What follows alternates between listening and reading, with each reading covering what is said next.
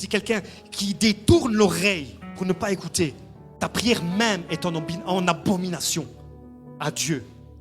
Dans le chapitre 1 d'Ésaïe, Dieu va même dire, quand vous priez, quand vous étendez les mains, je me bouche les yeux, je me bouche les oreilles, je me cache les yeux. Il faut, les amis, qu'on prêche la parole et qu'on croit la vérité. Il ne faut pas qu'on croit que la vie, c'est rose et violette et on est content, tout le monde est gentil et beau. Non, Dieu a créé des lois, Dieu a institué des lois spirituelles. Alors, comme dire, ouais, mais voilà, j'ai trébuché hier, ou j'ai péché, ou ceci, cela, donc je ne peux plus prier. Ce verset ne parle, si quelqu'un détourne l'oreille. Donc là, c'est pas juste j'ai trébuché, parce que voilà, ça arrive. Hein, bien sûr, c'est pas programmé dans ton agenda, aujourd'hui ou demain je vais pécher, je vais faire ça. Hein, mais des fois, ça peut arriver, voilà, tu étais au mauvais endroit, au mauvais moment, et tu as eu la mauvaise pensée et la mauvaise action, hein, sans justifier tout cela. Mais c'est si quelqu'un détourne, c'est-à-dire qu'il sait pertinemment que ce qu'il fait n'est pas bon. Il est conscient de ce qu'il va faire, il est conscient de ce qu'il est en train de faire. Cet homme-là, sa prière est en abomination. Il peut être là, il peut venir, il peut prier, il peut s'inscrire dans le groupe d'intercession. Mon frère, ma soeur, arrête de prier. Arrête. Va d'abord te repentir. La version Martin Bible dit, sa requête elle-même sera une abomination. Sa requête elle-même sera une abomination. Je prends un autre verset, je le prends pour vous, pour aller plus rapide. Dans Ésaïe 66, verset 2. Il dit, voici sur qui je porterai mes regards. Sur celui qui souffre, qui a l'esprit abattu, et sur celui qui craint ma parole. Sur celui qui honore ma parole. Celui qui a de la révérence envers ma parole, celui qui obéit à ma parole, voici sur qui je porterai mes regards. Le regard de Dieu est sur toi si tu crains sa parole. Tu veux obéir, oui, c'est pas facile, oui, tu as du mal, oui, tu combats, mais tu sais que tu l'aimes, tu sais que tu veux lui obéir, tu sais que tu veux respecter, honorer sa parole de tout ton cœur. Dieu porte les regards sur toi. Dieu porte les regards sur toi. Mais si tu détournes l'oreille, tu ne veux pas écouter, et on t'a conseillé, on t'a repris, on t'a corrigé, l'Esprit de Dieu t'a parlé, et tu fais quand même, ta prière elle-même est une abomination. Nous sommes dans cette recharge 21 où on parle de la prière.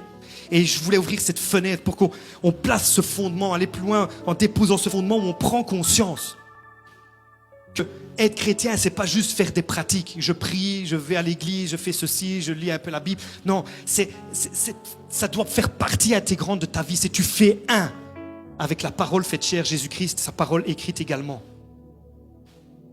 T.B. Joshua dit ceci. Il dit, la parole qui te domine sera proportionnelle au Christ auquel tu fais appel.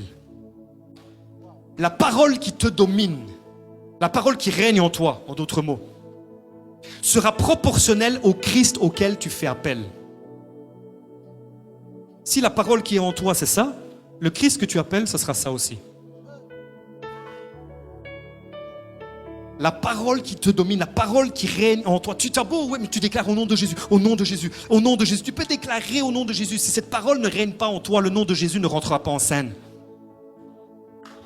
C'est pas de formule magique, et on l'a vu, notre Père spirituel a cité cet exemple dans Acte 19. Hein, ces personnes à Éphèse, ces 7 fils de Sheva qui ont eu la bonne formule, ils ont eu les bonnes paroles, ils ont vu comment on opérait une délivrance. Et ils ont dit sur cet homme qui était démonisé, au nom de Jésus que Paul prêche. Donc c'est la bonne personne, c'est le Jésus que Paul prêche, donc c'est bien.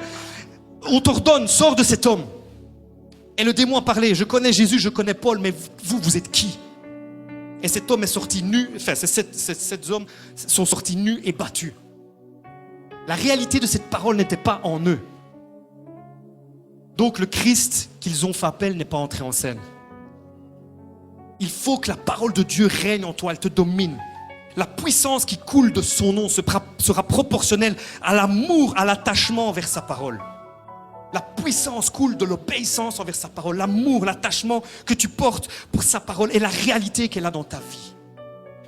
Le poids de la parole, la révélation et l'obéissance à cette parole va déterminer l'impact de cette parole dans ta propre vie et dans la vie de ceux qui t'entourent.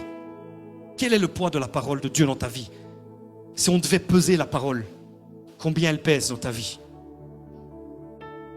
Combien pèse la parole? Vous savez, la grandeur d'une personne, elle n'est pas définie par juste ses qualités, ses aptitudes. Rappelez-vous cette histoire, David et Goliath. David arrive sur le champ de bataille.